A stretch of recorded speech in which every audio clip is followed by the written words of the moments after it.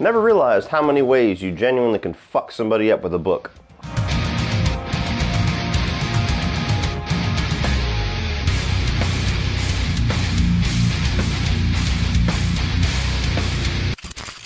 John Wick Chapter 3 Parabellum tells the story of John Wick on the run, excommunicado from all benefits and sanctuary involved in the underground assassin world, with the entire world of assassins now after him for a $14 million bounty. What's up, guys? Well, we are finally here. The summer season has kicked off officially with Avengers, and now we are on our big next staple movie as far as I'm concerned, John Wick Chapter 3 Parabellum. I was a huge fan of the first John Wick. I was an even bigger fan of John Wick Chapter 2 a couple years ago. I actually think that one's slightly better than the original, and this is one of my most anticipated movies of the year. I believe it was in my top 5, might have even been number 3. But this is a movie that a lot of people ask the question walking into it, is this now the linchpin in calling the John Wick franchise a perfect trilogy?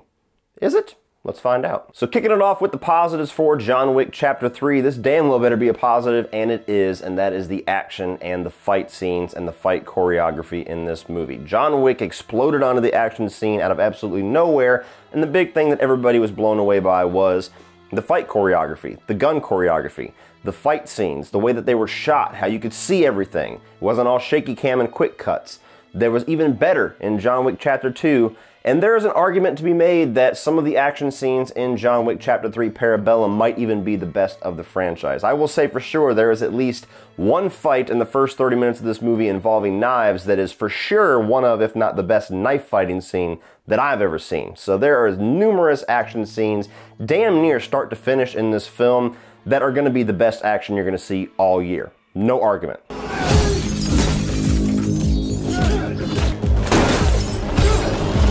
Especially the first act of this film. Like, as soon as this thing starts and really gets going, as soon as the first action scene hits involving a book, from then on, it's like 30 minutes straight of about 4 or 5 different types of action scenes, from knife fighting to motorcycle fighting to horses, all kinds of crazy shit, and that's just the first act. Now, apart from the incredible action, one of the things that I personally love the most about this franchise and this world that we've set up in John Wick is all of the side characters, like Ian McShane. You've got Halle Berry, who's added into this, that does a really good job in the section of the film that she's in and really stands toe-to-toe with John Wick as far as action choreography and what she's able to do physically, with the help of some pretty kick-ass dogs.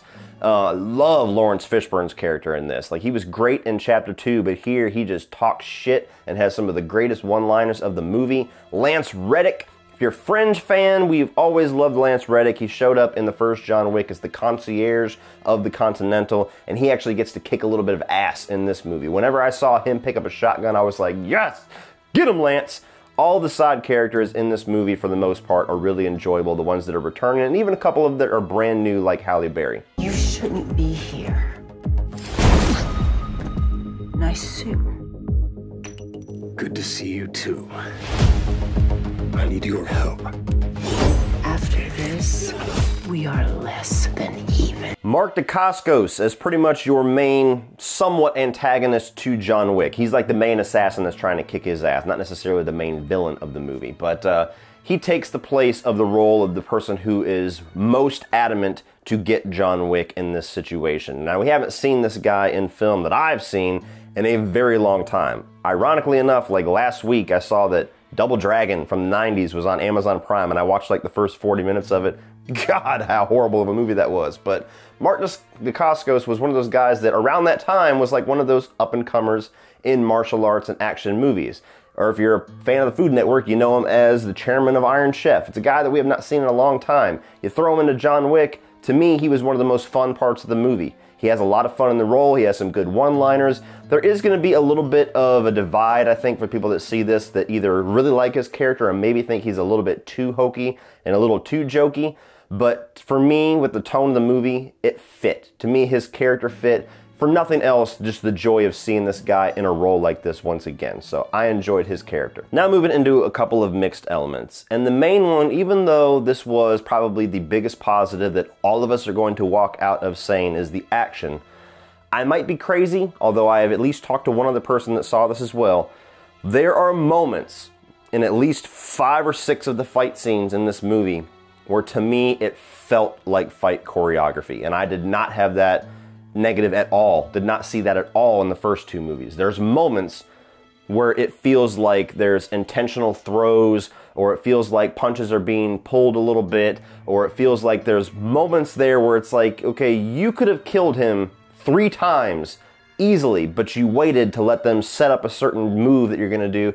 There's moments. It's not whole fight scenes. It doesn't ruin anything by any means. The action is fucking spectacular in this movie, but there are moments where I got pulled out at least 5 or 6 times where I went, that wasn't as seamless as the first two movies. The other mixed element that I have is Keanu Reeves' acting. Now again, don't get me wrong, the action side of things, the fighting, that side of his performance, flawless. Probably better than it's ever been. But there's moments in the first movie and there's moments in the second movie where he gets to actually act and actually gets to kind of, you know, bring the character of John Wick out, either through one-liners or through like the outburst in the first movie where he's like, you can either give up your son or you could die screaming next to him. There's moments throughout the first two movies where you get hints that, you know, Keanu Reeves, if you give him the right material and the right role, he can act out really good dramatically or, you know, breaking out like that emotionally, and it will work. In this movie, it felt very subdued. It felt like he only had like maybe 7 lines in the whole movie and the rest of it was just fighting. And even the lines that he was given to deliver, it just kind of felt like, I know his character is like, this is all taking place within a week, so he's a little bit exhausted, but even the line delivery just feels like exhausted, like, Jesus Christ. Yes, like it's hard, I know. People are not going to John Wick to see Keanu Reeves' dramatic acting, but there's moments in the first two movies where I felt like you got to see his acting, not just his fight choreography. This movie felt like they just put all the eggs into the fight choreography basket and forgot to really give him some good moments as a character. You think you can take John Wick? You've got a nasty surprise coming. And now moving on to the negatives. This movie was a huge step backward, in my opinion, in story and in lore. Again, I know I'm going to be in the minority with that because I think 99% of the people that go to see John Wick are just there to see people get fucked up. And if that is what you go to this movie for, you will be happy as hell with John Wick Chapter 3. But for me, I liked a little bit of story, the little bit of lore, and the introduction of the Continental we got in the first movie, as well as the character interactions and the little hints of, you know, pasts between certain characters. In 2, they expanded on that quite a bit. There was a bump in story and lore. They got to explore the Continental and the world and the rules of this assassin, you know, underbelly and all that kind of stuff. You get to Chapter 3 and it feels like, again, they just put all the eggs into the fight choreography and step back on story a lot and step back on lore quite a bit, because the only advancement in lore you get is something to do with the cross and him being able to get a free ride to this place called Casablanca, and this character who basically comes in, looks like Sinead O'Connor, and just pulls strings from a cell phone saying, okay, well, this guy, excommunicado of this place, yeah, they're no longer sanctuary, you got 7 days. Like, that's the only, like, lore advancement we get in this. And for me, as somebody that wants a little bit more besides the awesome fight scenes, that was a big disappointment, especially the story. I will be completely honest with you. There is the full second act of this film, story-wise, that is completely unnecessary and irrelevant for the entire grand scope of where things end up at the end of this movie. I'm not going to spoil it. I will discuss a few spoilers after my rating, so stick around for that. But to give the most vague explanation possible, the entire journey, struggles, and pain that he has to endure throughout the second act of this movie to get a certain thing in place to save his own life, he completely tosses away within 5 minutes of the third act. So you could have literally chopped out the middle act of this movie story-wise and just bridged Act 1 with Act 3, and the movie would have been just fine. Like, you could have had more action scenes involving those 2 acts, or you could have even added something else in there. But the whole, like, struggle that he goes off, like with the scene in the trailer where he's out in the desert and he's walking by himself, when you get to see the movie, you'll know what I'm talking about. It felt very unnecessary, and it felt like they were just kind of trying to pad out the runtime to get things away from action scenes, and by the end of the movie, you're like, well, that whole section of the movie was a waste, because nothing that happened in that had any consequence to what happened in the third act. My final negative with John Wick Chapter 3, unfortunately, is I do not like where this movie ends. I do not like it at all. I think that it really, really stretches plausibility, which I never really had much of an issue with in the first two movies. Despite how over-the-top things get, they still felt very grounded and plausible to a certain degree. This film throws that way out of the fucking window and does certain things with one character in particular and with one stunt in particular where you're going, okay, bullshit. And that's unfortunate because, you know, like at the end of John Wick Chapter 2, I was nothing but pumped. I was going, holy shit, what this means for what John Wick Chapter 3 is going to be. When John Wick Chapter 3 ended, I went, oh. So overall, guys, do I like John Wick Chapter 3 Parabellum? Yes. Yes, I do. Does this put the linchpin in that John Wick, the franchise, the trilogy so far, is a great trilogy?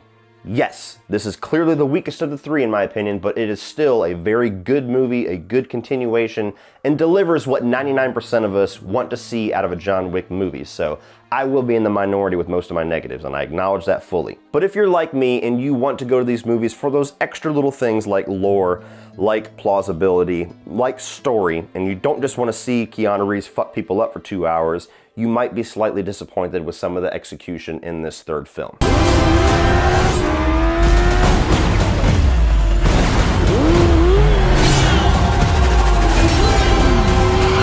So John Wick Chapter 3 Parabellum is a damn good third chapter in the John Wick trilogy. Just a few missteps that disappointed me personally, but it delivers most of what you want from a movie like this. So check this thing out in theaters, and whenever it comes to the shelves, go out and buy it.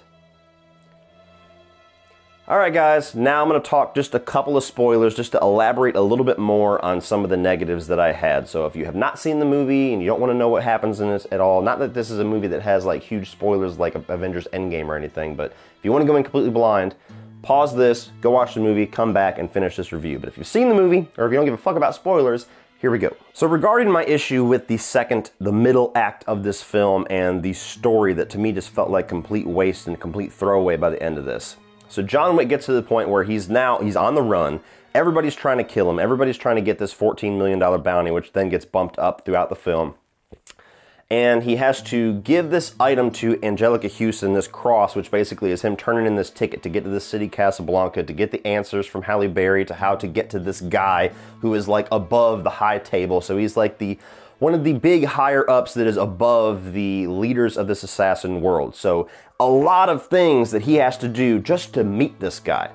And when he gets there, after going through this long trek through the desert for like 2 days, almost dying, cutting off his fucking finger, all this crazy stuff to prove his allegiance, the guy tells him, you can be let back into the world of assassins and you will no longer be excommunicado, but you have to kill Ian McShane. And he goes, okay, cool. Chops his finger off, which is a pretty big fucking stake for a person that fights hand to hand. Just, okay, I'll cut my finger off. That shows you that I'm definitely gonna go kill this motherfucker. And then within 30 seconds of seeing Ian McShane, he goes, ah, fuck it, I ain't gonna kill him. And just starts killing everybody else. Then what the fuck was the point of everything you did from the end of the first act all the way through to the second act if you were just gonna say, fuck it, I'm just gonna kill everybody that works for the high table anyway? Like I said, you could have chopped out the second act of this film. Everything regarding, you know, the Arabian desert, wherever the hell he was at, everything regarding cutting off his finger, even the stuff with Halle Berry, as great as those scenes are, you could get rid of all that shit and just have the opening act where he's on the run from all these assassins. He makes it to the Continental, you know, sanctuary, even if he's excommunicado or not, goes upstairs, teams up with Ian McShane and Lance Reddick to take out all these fucking assassins, and you could have had the third act of this film be what they're undoubtedly setting up for a fourth film, which should never have even happened. As much as I love this film franchise, trust me, I love it. This should have been a closing chapter, not a bridge film to a fourth film where he's eventually going to take out the high table now. You could have had all that stuff at the high table with him and Ian McShane and Lawrence Fishburne teaming up to go take on the high table in the third act of this film. Maybe just pad out the film for an extra 15 minutes. And this would have been a flawless, badass, epic closing chapter to a trilogy. But no. So that whole middle act of the film just feels like a waste by the time you get to the third act. And I've already kind of tipped my hand at what I was talking about as well, but the other negative that I have regarding the ending is that it just ends to set up a fourth film. They did that in Chapter 2, but they did it flawlessly. Huge stakes, and you were like, oh shit, the whole world of assassins is going to be on John Wick, and they're probably going to get fucked up anyway.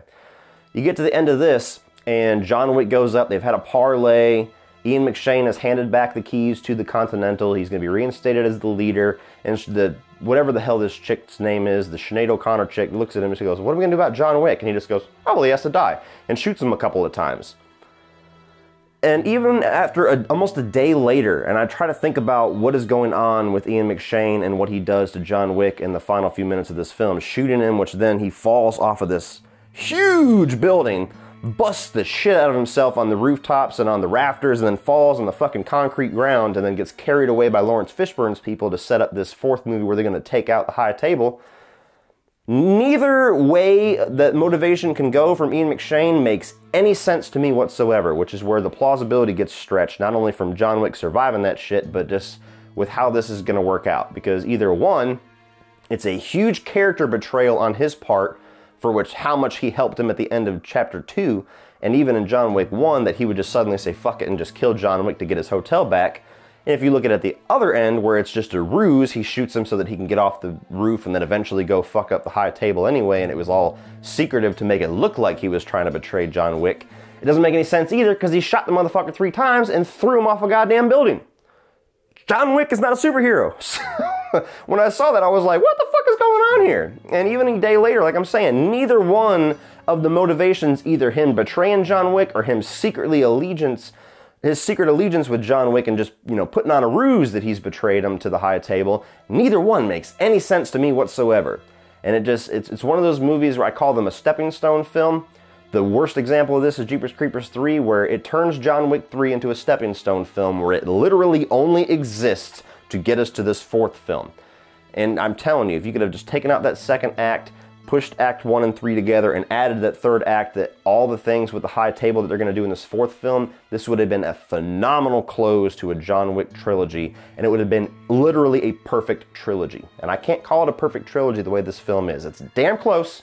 It's about a letter grade away from a perfect trilogy, but to elaborate more on the issues that I had specifically with story, those are it. So what do you guys think about John Wick 3 Parabellum? What is your favorite entry in the John Wick franchise? Keep an eye out, because tomorrow I will be ranking the John Wick trilogy. It should be a short ranking, it's only 3 films, but a lot of different opinions because they are so good as far as John Wick fans, to where there's a lot of argument on which one is the best, which one is the worst, and you still like all of them. So keep your eyes out for that. Let me know down below what your favorite is. Do you agree with my negatives? Do you think that the action just goes way above and beyond to where that stuff doesn't even matter to you? Let me know, and please like and share this video and hit that subscribe button. You will not regret it. Please check the video description below for social media links like Facebook, Instagram, Twitter, Spreadshirt for Cody Leach t-shirts and other merchandise, and my Patreon page, which is a great way to give back to this channel, help this channel grow, and get cool exclusive content for your eyes only if you decide to become a patron. And if you guys want to check out some more of my videos, including my review of John Wick Chapter 2, you can check all that out by clicking right over here.